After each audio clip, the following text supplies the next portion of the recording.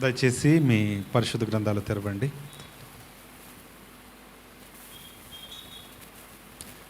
సామెతల గ్రంథం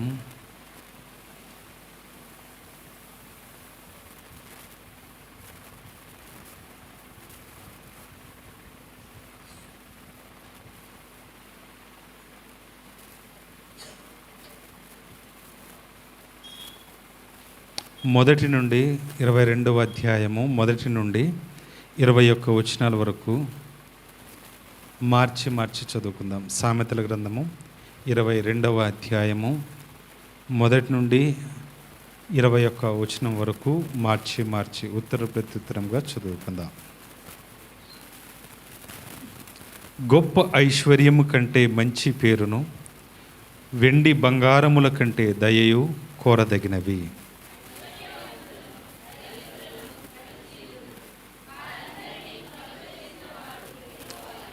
బుద్ధిమంతుడు అపాయం వచ్చుట చూచి దాగును, జ్ఞానము లేనివారు యోచింపక ఆపదలు పడదురు.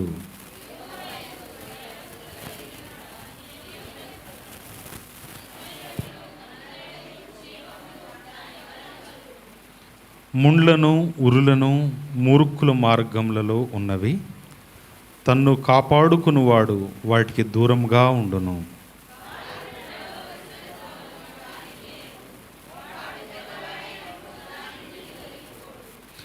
ఐశ్వర్యవంతుడు బీదల మీద ప్రభుత్వము చేయును, అప్పు చేయువాడు అప్పిచ్చువానికి దాసుడు.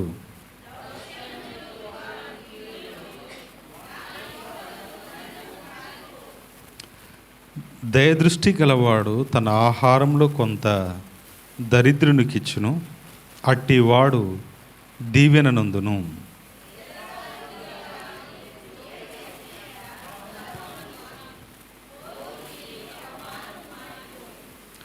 హృదయశుద్ధిని ప్రేమించుచు దయగల మాటలు పలుకువానికి రాజు స్నేహితుడగును.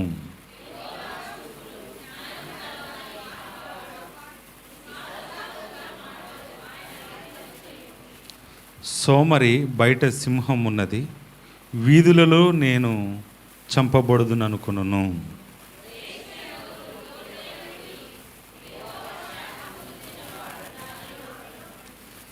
బాలుని హృదయంలో మూఢత్వము స్వాభావికముగా పుట్టును, శిక్షదండను దానిలో నుండి తోలివేయును.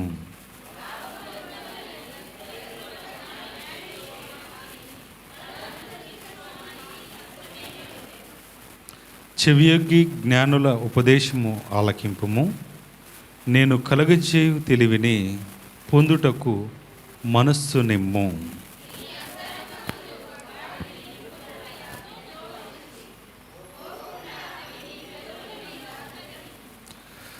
నేను యెహోవాను ఆశ్రయించినట్లు నీకే గదా నేను ఈ దినమున వీటిని ఉపదేశించి ఉన్నాను.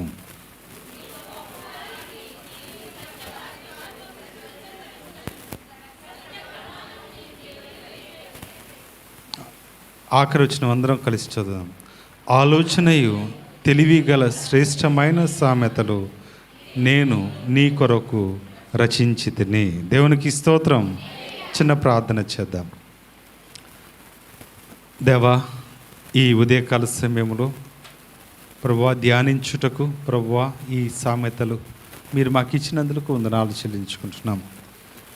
మేము కొద్ది నిమిషాలు నీ మాటలను ప్రభువా నీ సన్నిధానంలో నీ బిడల మధ్య నీ వినికిడిలో ప్రభువా మేము ధ్యానించబోచుండగా మీరే మీ కృపను దయచేసి కాపాడమని, ప్రతి హృదయాన్ని మీరే తాకమని, వినుచున్న ప్రతి ఒక్కరిని మీరే కాపాడమని యేసు క్రీస్తు నామమున అడిగి వేడుకుంటున్నాము తండ్రి.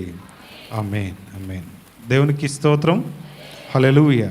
ప్రియమైనటువంటి వారలారా, ఈ లోకంలో గొప్ప ఐశ్వర్యం కంటే మంచి పేరు, వెండి బంగారముల కంటే దయయు కోరదగినవి. ఈ లోకంలో ఏం కావాలి బాబు నీకు అని అంటే తెలివి కావాలి అనేటటువంటి ప్రజలు లేరు, మంచి స్వభావం కావాలి అనేటటువంటి ప్రజలు లేరు, మంచి క్యారెక్టర్ కావాలి అనేటటువంటి ప్రజలు లేరు, మంచి గుణం కావాలి అనేటటువంటి ప్రజలు లేరు. ప్రియమైనటువంటి వాళ్ళారా, కానీ ఈ లోకంలో అన్నిటికంటే ముఖ్యమైనది ఏది అని అంటే గొప్ప ఐశ్వర్యం కంటే మంచి పేరు. ఫలానా అని అనగానే ఓహో ఆయన మంచివాడు, యథార్థవంతుడు, నీతి న్యాయం కలిగినటువంటి వారు. పలానక్క అనగానే ఓహో ఆ స్త్రీ దైవభక్తి కలిగినటువంటి స్త్రీ, ఆ స్త్రీ దేవుణ్ణి ప్రేమించేటటువంటి స్త్రీ, ఆ స్త్రీ సాధుగుణం కలిగినటువంటి స్త్రీ, ఆ స్త్రీ మరి అనేక మంచి కార్యములు చేసేటటువంటి స్త్రీ అనేటటువంటి బిరుదును పేరును మనం సంపాదించుకునేటటువంటి వారంగా ఈ లోకంలో మనమందరం ఉండాలి. దేవునికి స్తోత్రం. అందుకంటే గొప్ప ఐశ్వర్యం కంటే ఈ లోకంలో మంచి పేరు, వెండి బంగారముల కంటే మనం ఏం కోరుకోవాలటండి? దయయు కోరుకోదగినది. ప్రియమైనటువంటి వారులారా, ఈరోజు ప్రార్థన చేస్తే 90% మన అవసరాలే ఉంటాయి. ప్రార్థనలో ఏముంటాయండి చెప్పాలా? 90% ఏమడుగుతావు? దేవా నా భర్త, దేవా నా పిల్లలు, దేవా నేను, దేవా నా బంధువులు, దేవా నా అవసరాలు, దేవా నా అప్పులు, దేవా నా ఇది అన్నీ. ఇక నీ ప్రార్థనే 90%. ఆయనకు ఒక స్తుతి, మహిమ, ఘనత, ఆరాధన, భక్తి ఏమీ ఉండవు. దేవాని ప్రార్థన ఎట్లా చేయాలో కూడా నేర్పించారు రీసెంట్గా ట్రైనింగ్లో. మీరు విన్నారా? ఏమండి? వినే ఉంటారు. ముందు ఏం చేయాలటండి? దేవుణ్ణి చెప్పాలి. ఏం చేయాలి? స్తుతించాలి, ఆయన నామమును ఘనపరచాలి. ఎందుకంటే ఆయన పరిశుద్ధమైనటువంటి దేవుడు. దేవునికి స్తోత్రం. ప్రియమైనటువంటి వారులారా, మనం దేవునితో మాట్లాడేటప్పుడు, మనం దేవునితో సంభాషించేటప్పుడు ఎప్పుడు మనం డైరెక్ట్గా స్తోత్రం ప్రభువా నా అవసరం ఇది అని అనకండి. స్తోత్రం ప్రభువా నువ్వు గొప్పవాడు, గొప్ప కార్యాలు చేసేటటువంటి వారు, మీ నామం ఈ లోకములో పరిశుద్ధమైంది, ఎవరికి లేనటువంటి ఘనత నువ్వు నాకు ఇచ్చావు అనేటటువంటి సంబోధనతో మన ప్రార్థన ప్రారంభం అవ్వాలి. దేవునికి స్తోత్రం. ప్రియమైనటువంటి వాళ్ళ అలా చేస్తూ ఇదిగో నీ కార్యాలు ఇలాంటివి, రెండోది ఆయన కార్యాలను వర్ణిస్తూ, ఆ తర్వాత మరి మన అవసరాలు చెబుతూ, ఆ తర్వాత ఇతరుల గురించి జ్ఞాపకం చేసుకుంటూ, ఆ తర్వాత ఇక మిగిలిన అన్నీ చెప్పుకుంటూ ముగింపులోకి రావాలి. ప్రియమైనటువంటి దేవుడు, ఇట్లా ఇన్ని రకాలుగా మన ప్రార్థన మరి అంశాల రూపంలో మనం గుర్తుపెట్టుకొని ప్రార్థన చేయాల్సినటువంటి వారమై ఉన్నాం. దేవునికి స్తోత్రం. కానీ మన జీవితంలో అలాంటివి ఉండవు. మొదలు పెడితే మనం ఎప్పుడు చెప్పాలి? స్టార్టింగే చెప్పాలి. ఏం ఎట్లా మొదలు పెడతారండి? దేవా నీకు వందనాలు, ఇదిగో నా ఇది అని చెప్పి అంత లిస్ట్ పెడతారు. ఆయన అన్నీ చేశాడు అనుకోండి, దేవా ఇచ్చినందుకు థ్యాంక్స్ అని అంటారండి? అనరు. ఆ కృతజ్ఞత ప్రార్థన మనం చెయ్యం. అవసరం తీరిపోయింది కదా, మళ్ళీ చేయం ఆ ప్రార్థన. కానీ చెయ్యాల్సినటువంటి బాధ్యత మనది. దేవునికి స్తోత్రం. ప్రియమైనటువంటి వాళ్ళరా, ఆయన నీకు మేలు చేసినా ఆయన నామాన్ని నువ్వు గణపరచాలి. మేలు నీకు జరగకపోయినా నువ్వు ఆయన నామాన్ని ఏం చేయాలి? గణపరచాలి. దేవునికి స్తోత్రం. ఏంటంటే ఇది కేవలం నీ అవసరానికి ప్రార్థన చేసేది ప్రార్థన కానే కాదు. నీ అవసరం వచ్చినప్పుడే ప్రార్థన చేయమని దేవుడు ఆయన నీతో చెప్పలేదు. నీ అవసరం వచ్చినప్పుడే నువ్వు నాకు మొరపెట్టు ఆయన నీతో అనలేదు. నీకెల్ల సమయంలో ఎప్పుడైతే ఖాళీ దొరుకుద్దో, ఎప్పుడైతే నువ్వు ఫ్రీగా ఉంటావో, ఎప్పుడైతే ప్రార్థన చేయాలని నీకు అనిపిస్తుందో, అనిపించకపోయినా అనిపించినను నువ్వేం చేయాలని అంటే ప్రార్థన చేయాలి. ప్రార్థన అనగా సర్వశక్తినితో అది సంభాషణ. సర్వశక్తిమంతుడైనటువంటి దేవునితో నువ్వు మాట్లాడుతున్నట్టు. ప్రియమైనటువంటి వారలారా, దయచేసి అందుకనే ఈ లోకంలో మనం కోరుకోదగింది ఏంటిది అని అంటే బంగారము కాదు, వెండి కాదు, ఆస్తి కాదు, ఐశ్వర్యము కాదు, కానీ ఆయనతో సహవాసం మనము ఈ లోకంలో కోరుకునే వారమై ఉండాలి. దేవునికి స్తోత్రం. చూడండి, ఇంకా 2, 3, 4 వచనాలు చదువుదాం. ఐశ్వర్యవంతులను దరిద్రులను కలిసి ఉందురు, వారిని అందరినీ కలగజేసిన వాడు యెహోవాయే. బుద్ధిమంతుడు అపాయం వచ్చుట చూచి దాగును, జ్ఞానము లేనివారు అంటే జ్ఞానం అంటే దేవుని యొక్క వాక్యము లేనటువంటి వారు యోచింపక అంటే ఆలోచింపక ఆపదలో పడుదురు. యెహోవాయందు భయభక్తులు కలిగినుట వినయమునకు ప్రతిఫలము. దానికి ఏం కలుగుద్ది? కింద చెప్తున్నారు, యెహోవాయందు గనక నువ్వు భయభక్తులుగా ఉంటే నీకు కలిగేటటువంటి మేలు ఐశ్వర్యమును, ఘనతయు, తర్వాత 3వది జీవమును, దాని వలన కలుగును. దేవునికి స్తోత్రం. దేవుని యందు భయభక్తులు కలిగినటువంటి ప్రతి కుటుంబం ఏం చేయబడుతుంది అని అంటే ఐశ్వర్యవంతంగాను, ఘనత వహించేటటువంటి వారుగాను, తర్వాత జీవమును సంపాదించేటటువంటి వారుగాను ఈ లోకంలో వారుంటారు. ఎందుకంటే మీరు దేవుని మాట వింటున్నారు కాబట్టి, దేవుని మాట వలన వచ్చేటటువంటి మరి శక్తి, దేవుని మాట వలన వచ్చేటటువంటి జీవం ఏం చేస్తుందంటే మన అవసరాలన్నిటిలో అది తోడుగా ఉండేదిగాను, అవసరత తీర్చేదిగాను, మనల్ని నడిపించేదిగాను మనం దీవించబడతాం. అందుకని ఆయన అంటారు కదా మత్తయి సువార్తలో, నా రాజ్యమును నా నీతిని మొదట మీరు చెప్పాలా. ఏంటిది? మొదట మీరు వెదకండి. ఎవరు వెతుకుతారు మొదట? చెప్పాలమ్మా. దేవుణ్ణి నమ్మినటువంటి బిడ్డలు ఎవరి కోసం వెతకాలి? దేవుని కోసం వెతకాలి. దేవుని నమ్మినటువంటి మనం దేవుని మాట కోసం వెతకాలి. దేవుని నమ్మినటువంటి మనం దేవుని కొరకు మనం వెతకాలి. దేవునికి స్తోత్రం. ఈ లోకంలో వెతకటం అని అంటే మనం దేన్ని వెతకం? పరిశుద్ధమైనటువంటి వాటిని మనం వెతకం, అక్షయమైనటువంటి వాటిని వెతకం. ఏం వెతుకుతామనంటే క్షయమైనటువంటి వాటిని వెతుకుతూ ఉంటాం. అంటే ఈ లోకానికి సంబంధించినటువంటి వాటిని మనం ఎక్కువగా వెతుకుతూ ఉంటాం. పనులు వెతుకుతాం, ఉద్యోగాలు వెతుకుతాం, అవునా? ఇంకేం వెతుకుతాం? అప్పులు వెతుకుతారా? మంచి మంచి బట్టలు ఏడున్నాయో వెతుకుతాం, మంచి మంచి వస్తువులు ఏడ దొరుకుతాయో వెతుకుతాం, మంచి తిండి ఏడ దొరుకుద్దో వెతుకుతాం. అన్ని లోకంలో మనకు కావలసినవి క్షయమైనటువంటి వాటిని వెతుకుతాం, కానీ అక్షయమైనటువంటి ఆయన వాక్యమును, అక్షయమైనటువంటి ఆయన సహవాసమును, అక్షయమైనటువంటి ఆయన కృపను, ఆయన సన్నిధిని, ఆయన ప్రేమను ఈ లోకంలో వెతికే వారంగా మనం ఉండలేకపోతున్నాం. ప్రియమైనటువంటి వారంలా, ప్రియమైనటువంటి వారలారా, యేసు క్రీస్తు నమ్మినటువంటి మనం ఇహలోకమందు మన చూపు ఉండక పరలోకమైనటువంటి ఆయన ఇచ్చేటటువంటి గొప్ప ఈవుల మీద ఆయనతో మనం ఉంటూ ఈ లోకాన్ని మనము మరి జీవించేటటువంటి వారంగా మనమందరం ఉండాలని వాక్యం సెలవిస్తుంది. అందుకనే యెహోవా యందు భయభక్తులు కలిగి ఉండుట వినయమునకు ప్రతిఫలము. దేవుని మాట మీరు వినేటటువంటి వారంగా ఉండాలి. దేవుని మాటకు మీరు లోబడేటటువంటి వారంగా ఉండాలి. అర్థమైందండి? దేవుని మాట అంటే ఏంటిదండి? చెప్పాలి. దేవుని మాట ఏంటిదండి? దేవుని యొక్క వాక్యమే దేవుని యొక్క మాట. ఆ వాక్యమే దేవుడై ఉన్నటువంటి మాట. ఆ వాక్యమే శరీరధారి అయి మన మధ్య నివసించింది. దేవునికి స్తోత్రం.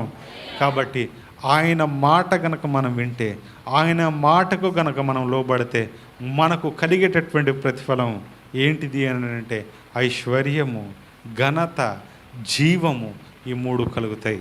దేవునికి స్తోత్రం. ఈరోజు మీ స్థితి ఎలా ఉందో ఒకసారి మీరు ఆలోచన చేయండి. మీ పరిస్థితి ఎలా ఉందో ఒకసారి మీరు ఆలోచన చేయండి. ప్రియమైనటువంటి దేవుని బిడ్డలారా, ఈ లోకంలో దేని కొరకైతే క్రైస్తవుడు వెతకూడదో దాన్నే వెతుక్కుంటూ ఈ లోకంలో దేవుని సన్నిధానాన్ని, దేవుణ్ణి విడిచి మనం తిరుగుతున్నటువంటి వారంగా ఉంటున్నాం. మన స్వభావం ఒక్కొక్కసారి గెహాజీతో సమానంగా ఉంటుంది. దేంతో అండి? చెప్పాలి. ఎవరితో? ఎలీషాతోనే ఉంటున్నారు. కానీ ఎలీషా ఆత్మ ఆయనలో, ఎలీషా స్వభావం ఆయనలో, దేవుని స్వభావం ఆయనలో, దేవుని వెదికే గుణం ఆయనలో లేదు. ఆయన అక్కడుండి ఏం లెక్క పెట్టుకుంటున్నాడు? చెప్పాలా. ఏం లెక్క పెట్టుకుంటున్నాడు? ఎవరు వస్తున్నారు, ఎవరు వెళ్తున్నారు, ఎవరు డబ్బు ఉన్నోళ్ళు, ఎవరు డబ్బు లేనోళ్ళు, ఎవరి దగ్గర ఏం ఎక్స్పెక్ట్ చేయవచ్చు, ఎవరి దగ్గర ఏం తీసుకోవచ్చు. అవునా? అవునా కదా? చూడండి ఎంత భయంకరం అండి అది. ప్రియమైనటువంటి వారలారా, ఈరోజు మన పరిస్థితి ఎలా ఉంది? ఏం వెతుకుతున్నాం మనం? ఎక్కడికి వచ్చి ఏం వెతుకుతున్నాం? ఎక్కడికి వచ్చి ఏం అడుగుతున్నాం? ఎక్కడికి వచ్చి ఏం కోరుకుంటున్నాం మనం? ఒకసారి మీరు హృదయాలను మీరు పరీక్ష చేసుకోండి. ప్రియమైనటువంటి వారలారా, దేవుని దగ్గరకు వచ్చి గెహాజీ స్వభావం మనకు ఉండదు. ఇస్కరియోతు యోధ గురించి మీరు వినే ఉంటారు చాలాసార్లు. ఆయన ఎవరు అని అంటే ఆ 12 మంది శిష్యుల్లో అకౌంటెంట్. ఏంటిది ఆయన పేరు? బిరుదు ఏంటిది? డబ్బు సంచి మోసేటటువంటి వారట. ఏం సంచి? దేనికి కూడా ఆయన వెలకట్టి చెప్పేటోడట. ఇది ఎంతకు అమ్మొచ్చు, ఎంతకి కొనొచ్చు.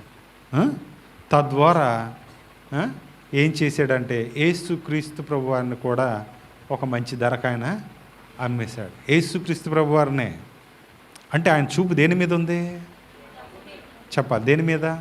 డబ్బు మీద, ఇహలోక సుఖాల మీద, ఈ లోకం మీద పెత్తనం మీద, ఈ లోక ధనవంతంగా అవ్వాలనేటువంటి ఆలోచనతో చివరికి ఏదైతే ఆయన కోరుకున్నాడో ఆ కోరిక నెరవేరక చివరికి యేసుక్రీస్తుని ఒక వెలకట్టి అమ్మేయడానికి ఇష్టపడ్డాడు. ఈరోజు మనం కూడా అమ్మేస్తున్నాము. మనం కూడా ఏం చేస్తున్నామండి చెప్పాలి? ఏం చేస్తున్నాం? అమ్మేస్తున్నాం ప్రభువారిని. 500కో 100కో, వాగొస్తే చేపలకో. ఎవరిని ఎవరిని దేవుణ్ణండి. ఒకసారి ఇట్లనే ఒక ఊరు వెళ్తే వాగులు మందేశారట. ఏమేశారు? మందేస్తే సంఘంలో ఒకళ్ళు లేడు. ప్రార్థనకి వెళ్తే ఒక 4-5 ఆడవాళ్ళు వచ్చారు. పురుషులు ఒకడు కూడా లేడు. ఓపిక లేని ముసలోళ్ళు వచ్చి కూర్చున్నారు. ఏంది సంఘం మీది? పెద్ద సంఘం కదా, ఎందుకు ఇట్లా అయ్యారని అంటే వాగులో మందేశారండి. ఏమేశారు చెప్పారు. వయసు వాళ్ళంతా ఎక్కడ గురికారు చెప్పాలి? ఎక్కడికి? ఎక్కడ ఎక్కడ ఎక్కడ ఎక్కడ ఏమమ్మా? చేపలకి వెళ్ళిపోయారు. ప్రియమైనటువంటి వారలారా, అక్కడక్కడ కొట్టకెళ్ళి రాళ్ళు గుచ్చుకొని మరి పోరాడి సంపాదించుకున్నాడు. ఇట్లా చాలా మనుషులు ఇట్లా అయిపోయారు. ఆ తర్వాత ఆ మందు ఎఫెక్ట్ అయ్యి చేపలు బాగా తాగటం వలన తిన్నోళ్ళకి మోషన్స్, సిక్ అయినటువంటి పరిస్థితులు కూడా ఉన్నాయి. 100 ఫ్రీగా వచ్చినటువంటి చేపల కోసం పరిగెత్తి 1000 రూపాయలు 2000 డాక్టర్లకు ఇచ్చి బాగా అయ్యారు. తర్వాత ఎంత బాగుంది కదా ఇది? ఫ్రీగా వచ్చినటువంటి చేపలు తిని సిక్ అయ్యి, అంటే అనారోగ్యాన్ని ఎట్లా కొనుక్కున్నారు చెప్పాలా? డబ్బులు ఇచ్చి కొనుక్కొని దాన్ని అనుభవించి మళ్ళా వెళ్ళి అక్కడికి వెళ్ళి డబ్బులు కట్టి వచ్చారు. అది పరిస్థితి. దయచేసి మనం అట్లా ఉండొద్దు. దేవుని దగ్గర మనం తల వంచి దీనత్వాన్ని, వినయ విధేయతలు కలిగినటువంటి వారంగా మనం ఉండడానికి ఇష్టపడాలి. దేవునికి స్తోత్రం. అందుకనే చూడండి 6వ వచనం, బాలుడు నడవవలసిన త్రోవను వానికి నేర్పుము, వాడు పెద్దవాడైనప్పుడు దాని నుండి తొలగిపోడు. దయచేసి పిల్లలుగానే ఉన్నప్పుడే మీరందరు చర్చికి వెళ్ళండిరా, నేను పడుకొని టీవీ చూస్తానని అంటే ఒక వయసు వస్తుంది, వాడు రాడు. వాడు చెప్పాలి, వాడు రాడు. నాన్న ఇట్లా చేశాడు, ఓహో ఇదే చేయాలేమో అనేటటువంటి ఆలోచన పిల్లలకు కలుగుతుంది. వాళ్ళు చేయరు, వాళ్ళు రారు, వారి మాట వినరు, ఎంత కొట్టినా లోబడరు. ఎందుకంటే వాళ్ళు ఎవరిని ఇన్స్పిరేషన్గా తీసుకున్నారు చెప్పాలి? ఎవరిని? మిమ్మల్నే. ఎవరిని చెప్పాలి? పిల్లలకి ఫస్ట్ హీరో ఎవరు? తండ్రి. అర్థమైందంటే వాళ్ళనే ఇన్స్పిరేషన్గా తీసుకుంటారు. వాళ్ళు అన్నట్టే అంటారు, వాళ్ళు ఉన్నట్టే ఉంటారు, వాళ్ళు చేసినట్టే చేస్తారు. చివరికి నీకు దూరంగా చెప్పాలి, నీకు దూరంగా జీవిస్తారు. దేవునికి స్తోత్రం. ప్రియమైనటువంటి వారలారా, ఎలా పెంచాలనుకుంటున్నారు మీ పిల్లల్ని? బాలుడు నడవవలసిన త్రోవను వానికి నేర్పు, వాడు పెద్దవాడైనప్పుడు దాని నుండి తొలగిపోడు. ఇవన్నీ నీకు ఎట్లా వస్తాయి అని అంటే ఆయన ఇచ్చేటటువంటి మరి దయ నువ్వు కోరుకుంటే, ఆయన ఇచ్చేటటువంటి మరి మంచి పేరు నువ్వు కోరుకుంటే నీకు సంభవిస్తాయి. దేవునికి స్తోత్రం. సొలొమోను మహారాజు రాజు అయిన తర్వాత ఆయన మొదటిగా మంత్రిని పిలిచారే ఎట్లా పరిపాలన చేయాలి అని ఆయన అడగలే. ఆయన సైన్యాన్ని పిలిచి బాబు నా బలం ఎంత అని ఆయన అడగలే. ఆయన కోటను చూసి నా స్థితి ఏంటి అని ఆయన అడగలే. తండ్రి ఎప్పుడైతే ఆయనను రాజుగా చేశారో మోకరించి ప్రార్థన చేయడం మొదలుపెట్టాడు. ప్రభువా, ఇంత పెద్ద సామ్రాజ్యాన్ని ఏలాలంటే నాకు నా తెలివి సరిపోదు, నా వయస్సు 12 సంవత్సరాలు, నా స్థితి చిన్నదే, కాబట్టి నీ సహాయాన్ని నాకు దయచేయి, నీ జ్ఞానాన్ని నాకు దయచేయి, నీ బుద్ధిని నాకు దయచేయి, అంత నీదే, నీ ఉండి నడిపించు ప్రభువా అని సమస్తం దేవుని చేతుల్లో పెట్టినటువంటి మరి విలువైనటువంటి భక్తుడు మరి సొలొమోన్ మహారాజు. దేవునికి స్తోత్రం. ఆ తర్వాత ప్రభువారు ఆయనకు ప్రత్యక్షమై, బాబు నీవు నీ శత్రువుల ప్రాణాలనైనా నువ్వు అడగలే, బంగారమునైనా నువ్వు అడగలే, వెండిని కూడా నువ్వు అడగలే, ఈ లోకంలో సుఖభోగాలను కూడా నువ్వు అడగలే. కాబట్టి వీటన్నిటితో పాటు నువ్వు అడిగింది కూడా నేను నీకు ప్రసాదిస్తున్నాను. దేవునికి స్తోత్రం. అర్థమైందండి? కాబట్టి అవన్నీ కూడా ఆయన అందుకనే గొప్ప జ్ఞాని. షేబా బంగారం అతనికి ఇయ్యబడింది. దేవునికి స్తోత్రం. అనేక క్లిష్ట పరిస్థితులను ఆయన డీల్ చేసినటువంటి రాజుగా ఆయన ఉంటున్నాడు. అంత తెలివిగా పరిపాలన చేసినటువంటి రాజు మరొకరు కూడా లేరు. దేవునికి స్తోత్రం. ప్రియమైనటువంటి వారులారా, అందుకనే ఆయన దేవుని జ్ఞానాన్ని, దేవుని సహాయాన్ని, దేవుని యొక్క సన్నిధానాన్ని కోరుకున్నటువంటి మహారాజు. ప్రియమైనటువంటి వారులారా, ఈరోజు నువ్వు నేను ఎవరిని కోరుకుంటున్నాం, ఏం వెతుకుతున్నాం, ఎవరిని వెంటపడుతున్నాం, ఏం సంపాదిస్తున్నాం? దయచేసి ఒక్కసారి మీ జీవితంలో ఈ ప్రశ్న వేసుకోండి. నేను ఎవరి కొరకు బ్రతుకుతున్నాను, ఎవరి మాట వింటున్నాను, ఎవరికి లోబడుతున్నాను, ఏం చేస్తున్నాను, నా స్థితి ఏంటిది అనేది ఒక్కసారి మీరు పరీక్ష చేసుకున్నట్లయితే దయచేసి మీ హృదయాల్లో దేవుడు మీతో మాట్లాడతాడు. మాట్లాడిన రీతిగా మీ జీవితాలను సరి చేసుకుని ఆయనకు సమర్పించండి. తద్వారా గొప్పగా మీరు జీవించడానికి సిద్ధమవుతారు. దేవుడి మాటలు దీవించుగాక. దయచేసి తలలు వంచండి, కళ్ళు మూసుకోండి, ఆరాధన చేద్దాం. స్తోత్రం, స్తోత్రం, స్తోత్రం, స్తోత్రం, హల్లెలూయా. ఆరాధన చేద్దాం. తిమంతుడా, సకల అశుద్ధులకు కారణభూతుడైన మా ప్రియ పరలోకపు తండ్రి, ప్రభువా, ఇంతవరకు నీ యొక్క వాక్య పఠనము చేశాం. ప్రభువా, పాటల ద్వారా నిన్ను గణపరిచాం. కాబట్టి మీరే మా మధ్య ఉండి మహిమ ఘనత ప్రభావం పొందినందుకు వందనాలు చెల్లించుకుంటున్నాం. నీ మాటలను మేము ధ్యానిస్తుండగా మీరే మీ కృపను దయచేయండి, మీ యొక్క సహాయాన్ని ఇచ్చి కాపాడమని, వినుచున్న ప్రతి హృదయాన్ని మీరే తాకమని యేసు క్రీస్తు నామమున అడిగి వేడుకుంటున్నాము తండ్రి. ఆమేన్, ఆమేన్. దేవునికి స్తోత్రం, దేవునికి స్తోత్రం, దేవునికి స్తోత్రం. రైట్. ప్రియమైనటువంటి వారులారా, కొద్ది నిమిషాలు పరిశుద్ధ గ్రంథం నుంచి కొన్ని మాటలు మనం చూద్దాం.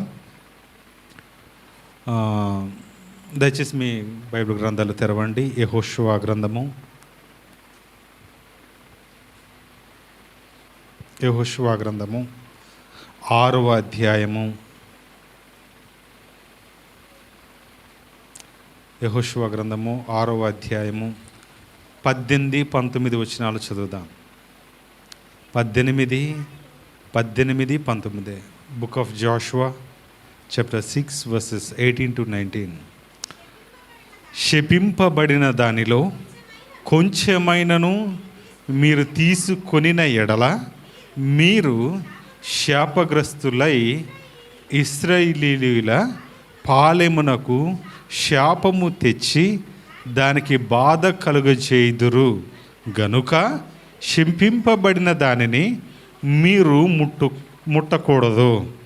వెండియు బంగారమును, ఇత్తడి పాత్రలను, ఇనుప పాత్రలను, యెహోవాకు ప్రతిష్ఠితములను వాటిని యెహోవా ధనాగారంలో ఉంచవలెను. చిన్న ప్రార్థన చేద్దాం. దేవా, దీవించండి చదవబడిన వాక్య భాగము. మేము ధ్యానం చేయబోచుండగా మీ పరిశుద్ధాత్మను మీరు మాకు తోడుగా దయచేయమని, వినుచున్న ప్రతి హృదయాన్ని మీరే తాకమని యేసు క్రీస్తు నామమున అడిగి వేడుకుంటున్నాము తండ్రి. ఆమేన్. ప్రియమైనటువంటి దేవుని బిడ్డలారా, చదవబడినటువంటి వాక్య భాగం మీరు విన్నారు. ఏంటి అనంటే, యెహోషువ నాయకత్వంలో యెరికో మీద అటాక్ చేయడానికి, అంటే యెరికో పట్టడాన్ని స్వాధీనపరచుకోవడానికి లేదా యుద్ధం చేయడానికి ముందు ఆయన సైన్యానికి, ఇశ్రాయేల్ జనాంగానికి చెబుతున్నటువంటి మాటలు ఇవి. మీరేం చేయండి అని అంటే, యెరికో పట్టణంలో ఏది కూడా మీరు ముట్టుకోకూడదు, ఏది కూడా మీరు స్వాధీనం చేసుకోకూడదు, ఏది కూడా మీరు ఇంటికి తీసుకొచ్చుకొనకూడదు. ఎందుకంటే అదంతా శపితమైనది. ఏం చేయబడింది? శపితమైనది, శపింపబడినది. కాబట్టి మీరు దాన్ని సంపాదించుకోకూడదు. ఒకవేళ మీకు ఏదైనా బంగారం దొరికిందా, వెండి దొరికిందా, ఇనుము దొరికిందా, లేకపోతే ఇత్తడి దొరికిందా, అవన్నీ కూడా యెహోవా ధనాగారములో అవి ఉంచబడాలి. దేవునికి స్తోత్రం. యుద్ధానికి వెళ్ళే ముందు ప్లాన్లు, ప్రణాళికలు వేసుకుంటారు కదా, అట్లనే యెహోషువ గారు కూడా ఆయన ఇశ్రాయేలు సైన్యానికి చెబుతున్నటువంటి మాటలు ఇవి. మీరు వెళ్తున్నటువంటి ప్రాంతం ఎరుకో ప్రాంతం కాబట్టి అక్కడ రాహాబ్ అనేటటువంటి ఒక స్త్రీ ఉంటుంది, వేశ్య ఉంటుంది. ఆ ఇంట్లో ఉన్న వాళ్ళని ఏమనకండి. దానికి గుర్తుగా ఎర్ర గుడ్డ ఆ ఇంటి చుట్టూ కట్టబడి ఉంటుంది.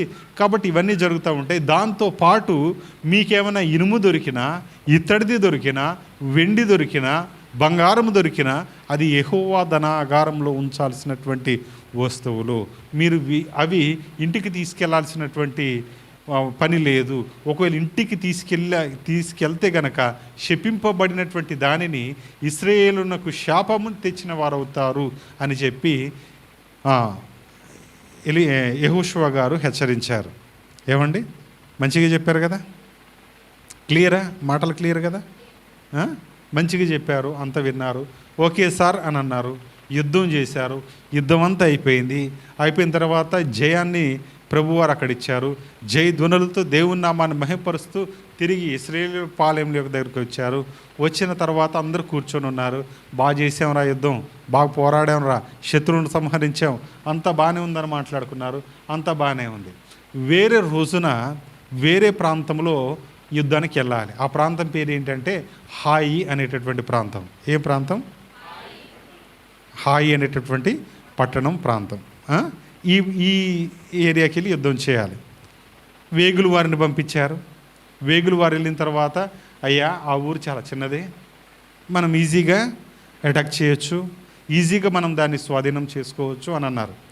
అయిన తర్వాత మరి ఏం చేద్దాం అని అంటే, ఎందుకండి ఇంత సైన్యం ఎందుకండి, జస్ట్ ఒక 3000 మంది వెళ్తే చెప్పాలి. ఎంతమంది? ఎంత? 3000 మంది చాలు ఆ అటాక్కి. ఎంత?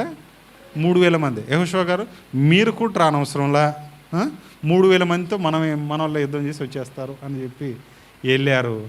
ఆ హాయి ప్రజలు ఏం చేశారంటే హాయి తీర కొట్టి పంపించారు. ఎవరిని? ఎవరిని? ఇశ్రాయేల్ ప్రజల్ని. మామూలు తనుడు కాదు, మామూలు నరకుడు కాదు, మామూలు చంపుడు కాదు. యుద్ధంలో ఓడిపోయి పారిపోయి 36 మందిని పోగొట్టుకొని సైన్యం అంతా తిరిగి వచ్చింది. వచ్చిన వాళ్ళంతా కూడా తల వంచుకొని కూర్చొని ఉన్నారు. ఏమైంది ఏమైంది అని చెప్పి ఈ జరిగిన విషయాలన్నీ చెప్పేపాటికి యెహోషువ గారు కూడా తల వంచుకొని కూర్చున్నారు. ప్రభు ఆత్మ యెహోషువ మాట్లాడుతుంది, నువ్వెందుకు తల వంచుకొని ఉన్నావు? ఎందుకు తల వంచుకున్నావు? ఎందుకు బాధపడుతున్నావు అని అంటే, ప్రభువా జరిగిన సీన్ మీకు తెలుసు కదా, జరిగిన సంఘటన మీకు తెలుసు కదా. హాయ్ ప్రజలు ఏం చేశారు మమ్మల్ని? చెప్పాలి, ఏం చేశారు? మామూలు గొట్ల. ఎట్లా కొట్టారు? చూడటానికి చిన్నపట్నం అనుకున్నాం, పిల్లోలే అనుకున్నాం, కానీ వాళ్ళు ఏం చేశారు? తరిమి తరిమి కొట్టారు. ప్రభా నువ్వు మా పక్షాన ఉంటే మాకెందుకు ఈ అపవాదం జరిగింది? నువ్వు మా పక్షాన ఉంటే మాకెందుకు ఇలాంటి అవమానం జరిగింది? మా సైన్యంలో దాదాపు 36 మందిని మేము పోగొట్టుకున్నాం, చాలామంది గాయపడి వచ్చారు. ఏంటి ప్రభా ఈ వేదన అని అంటే, మీ పాలెంలో ఒకడు తప్పు చేశాడు, మీ ఊర్లో ఒకడు తప్పు చేశాడు, మీ సైన్యంలో ఒకడు తెచ్చుకోకూడదు తెచ్చుకున్నాడు. ఒకసారి పిలిచి అడుగు. మీ యుద్ధానికి గల కారణం అదే, మీ ఓటమికి గల కారణం అదే. ఆ లోపమేట సరి చేసుకో యెహోషువ అనగానే యెహోషువ అప్పుడు కళ్ళు తెరిచి, ఇదా ప్రభువా ఈ లోపమా అని చెప్పి ఆయన తేరుకున్నవాడై ఆ 12 గోత్రాలకు సంబంధించినటువంటి పెద్దల్ని పిలిపించి, మీలో ఎవడో తప్పు చేశాడు, మీలో ఎవరో చెప్పాలా, మీలో ఎవరో తప్పు చేశాడు, ఆ తప్పు చేసినటువంటి వ్యక్తి ఎవరో దయచేసి మీరే కనిపెట్టండి అని చెప్పి ఆ పెద్దలందరినీ పిలిచి వార్నింగ్ ఇచ్చి పంపిస్తే, ఆ పెద్దోళ్ళంతా వారి యొక్క జనాంగంతో మాట్లాడుకుంటే ఒకడు బయటకు వచ్చాడు దాంట్లో. ఎవరైన పేరు? ఆకాను. ఎవరైన పేరు? ఏం పేరండి? ఏం పేరమ్మా? ఆకాను. ఏం చేసిండంటే, యెరికో పట్టణంలో యుద్ధం చేస్తూ కనబడినటువంటి బంగారాన్ని ఆయన దోచుకుని తీసుకొని వచ్చి దేవుని ధనాగారంలో వేయక, దేవుని ధనాగారానికి ఇవ్వక, ఆయన గుడారం కింద తవ్వి పాతిపెట్టి దాచుకున్నాడు. ఏం చేశాడండి? ఏం చేశాడు మీరు చెప్పాలా? అది ఎక్కడికి చెందాలి? ఎప్పుడు చెప్పారు ఈ మాట? ఎప్పుడు చెప్పారు? యుద్ధానికంటే ముందే. ఆ వస్తువు దొరకక ముందే దేవుడు ఆయనకు ఆజ్ఞాపించిన మాట ఏంటిది? అది శపితమైనది, మీరు దాన్ని సంపాదించుకోకూడదు, ఇంటికి తెచ్చుకోకూడదు, అది యెహోవా ధనాగారంలో ఉంచదగినది అని చెప్పి ప్రభువారు చెప్పారు యెహోషువ ద్వారా. యెహోషువ ఆ మాటలన్నీ కూడా తెలియచేశారు. కానీ ఆకాన్ ఏం చేశాడు? మూడో వాడికి చెప్పలేదు, సంపాదించుకున్నాడు. ఆ బంగారం చూడగానే ఆశ పుట్టింది, అవసరాలు పెరిగినాయి. ఏం చేశారు అని అంటే దాన్ని దాన్ని దాన్ని దాచిపెట్టుకున్నాడు. ప్రియమైనటువంటి వారలారా, చాలామంది మాకు దేవుని కానుకిద్దాం అనుకున్నామండి, కానీ ఖర్చు అయిపోయినాయండి. చెప్పకండి, తప్పండి, అది అర్థమైందండి. దేవునికి ఈ పని చేద్దాం అనుకున్నామండి, కానీ డబ్బులు దొరకలేదండి. దేవునికి ఆ పని చేద్దాం అనుకున్నామండి, కానీ డబ్బులు దొరకలేదండి. తీసి పెట్టుకున్నామండి, కానీ వాడుకున్నామండి అని అంటే, ప్రియమైనటువంటి వారలారా, దేవుని సన్నిధానంలో మాట ఇచ్చినట్టే ఇచ్చి ఆ మాటను నెరవేర్చక దాన్ని మనం వెనుతీసినటువంటి వారుగా ఉంటున్నాం. ఆ కాను చేసింది నేరం, దొంగతనం. ఏంటిదండి అది? చెప్పాలి, ఏంటిదండి అది? దొంగతనం. తీసిన వస్తువు, దొరికిన వస్తువు దొరికినట్లు ఇవ్వక, దొరికిన వస్తువుని ఇదిగో యెహోషువ గారు నాకు ఈ ఆస్తి దొరికిందని చెప్పక ఆయన ఏం చేశాడనంటే తవ్వి దాచిపెట్టి మరేం తెలియనిలాగా వచ్చి ఉన్నాడు. ప్రియమైనటువంటి వారలారా, ఆ విషయం ప్రభువు వారు యెహోషువతో చెప్పేంత వరకు కూడా ఆ విషయం బయటపడలే. ఏమండి, చాలాసార్లు మన లోపాలు మనమే తవ్వి దాచిపెట్టుకుంటూ ఉంటాం. నా భర్త తప్పులు బయటికి తెలియొద్దు, నా భార్య తప్పులు బయటికి తెలియొద్దు. ఏమండి, అవునా కాదా? నా చిన్నప్పుడు ఒక వెదురు బొంగు మీద లవ్ గుర్తేసి పైన ఒక పేరుంది, కింద ఒక పేరుంది. ఇంగ్లీష్లో పైనేమో అబ్బాయి పేరు, కిందేమో అమ్మాయి పేరు. ఏమండి, ఒక వెదురు బొంగులో, అంత పెద్ద వెదురు బొంగు అంటే మామూలు విషయం కాదు కదా, కోసి కోసి కోసి కోసి ఇద్దరు పేర్లు రాసుకున్నారు. ఏమ్మా, పలానోళ్ళ పేర్లు మీ చెట్టు మీద ఉన్నాయి, దయచేసి మీ అమ్మాయి కదా, దాన్ని చూడండి, ఒకసారి అడగండి, మీ అమ్మాయిని పిలిచి అడగండి అని అంటే తల్లి అడగకపోగా కత్తి పట్టుకొని వెళ్ళింది. ఏం చేయడానికి? చెప్పాలి, ఏం చేయడానికి? ఉదయం మల్లెపాటికి ఆ బ్లేడ్ ఉంటుంది కదా, దాని కొన, దాన్ని మొత్తం చెక్కేసి ఉంది. ప్రియమైనటువంటి వారలారా, సరి చేసుకోవటం అంటే ఇది కాదు. సరి చేసుకోవడం అంటే హెచ్చరించటం. దయచేసి లోపం ఎవరిదైనా కానీ ఒకసారి మనం ఏం చేయాలి? దేవుని యొక్క భయం నొందినటువంటి మనుష్యుడు అందుకనే ధన్యుడు. దేవునికి స్తోత్రం. చాలాసార్లు మనం పాపంలో పడడానికి ట్రై చేస్తుంటాం. పరిశుద్ధాత్మ దేవుడు మనల్ని ఏం చేస్తుంటే, ఇది నీకు తగదు, నువ్వు చేయాల్సినటువంటి వాడివి కాదు, ఇది నీ పని కాదు, నువ్వు అర్జెంటుకి ఇక్కడి నుంచి లేచి వెళ్ళిపో, ఇక్కడి నుంచి ఉండొద్దు, అసలు వెళ్ళిపో అనేటటువంటి హెచ్చరిక దేవుడు మనతో మాట్లాడినప్పుడు మనం ఏం చేయాలి అని అంటే అక్కడి నుంచి లేచి చెప్పాలి, లేచి వెళ్ళిపోవాలి. దేవునికి స్తోత్రం. అంతేగాని కొద్దిసేపు ఉంటాను ప్రభువా, కాసేపు ఉంటాను ప్రభువా, కేవలం నేను మొత్తం తీసుకుని ప్రభువా, ఒక్క బిళ్ళ తీసుకుంటాను ప్రభువా, నేను మొత్తం తిన్నాను ప్రభువా, జస్ట్ నాకి చూస్తాను ప్రభువా అని అంటే నాకినా అదే శాపం, తిన్నా అదే శాపం, తాగినా అదే శాపం. తప్పు మాత్రం తప్పే ఏదైనా. దేవునికి స్తోత్రం. ప్రియమైనటువంటి వారలారా, ఆ కాను చేసినటువంటి నేరం ఏం చేయబడింది అని అంటే ఇశ్రాయేలు సమాజానికి అంతటికీ కూడా మరి ఆ ఘనహీనతను తెచ్చిపెట్టింది, అవమానాన్ని తెచ్చిపెట్టింది, యుద్ధంలో ఓడిపోయేటట్లు చేసింది, 36 మంది ప్రాణాలు పోగొట్టేటటువంటి విధంగా చేసింది. ఒకడి తప్పు. ఎంతమంది తప్పండి?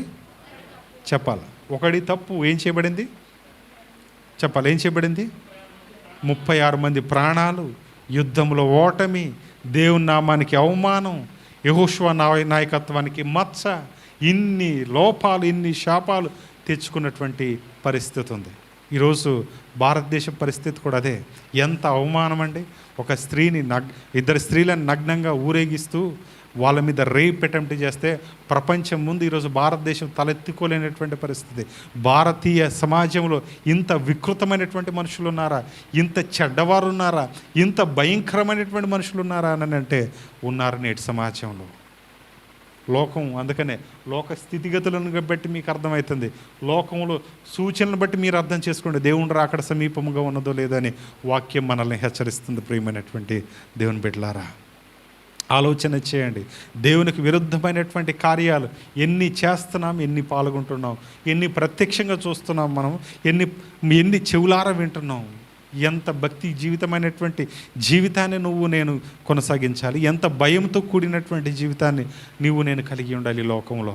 ఒకసారి ఆలోచన చేయండి ప్రియమైనటువంటి వారలారా. ఆకాను విన్నాడు, యెహోషువ హెచ్చరికను విన్నాడు. అది శపితమైన దాన్ని తెచ్చుకోకూడదని విన్నాడు. అది శపితమైనటువంటి సొమ్ము, అది దేవునికి అయిష్టమైనది, దేవునికి వ్యతిరేకమైనది, అది దేవుని మందిరంలో ధనాగారంలో ఉండదగినటువంటి వస్తువు అది. కానీ ఆశపడి సంపాదించుకున్నాడు ఆకాను. ఆ నేరం ఒప్పుకొని పోగా ఆ యుద్ధంలో ఓటమి చెంది, ఓటమి పాలై ఆ అవమానాన్ని సంపాదించుకొని అనేక శ్రమలకు గురైనటువంటి పరిస్థితి ఆయన ద్వారా, ఆయన వలన. ఈరోజు సంఘంలో కూడా అంతే. ఒకరు తప్పు చేస్తే ఎరా మీ సంఘం అంత తింతేనా అనేటటువంటి సమాజం ఉంది. అవునా కాదా?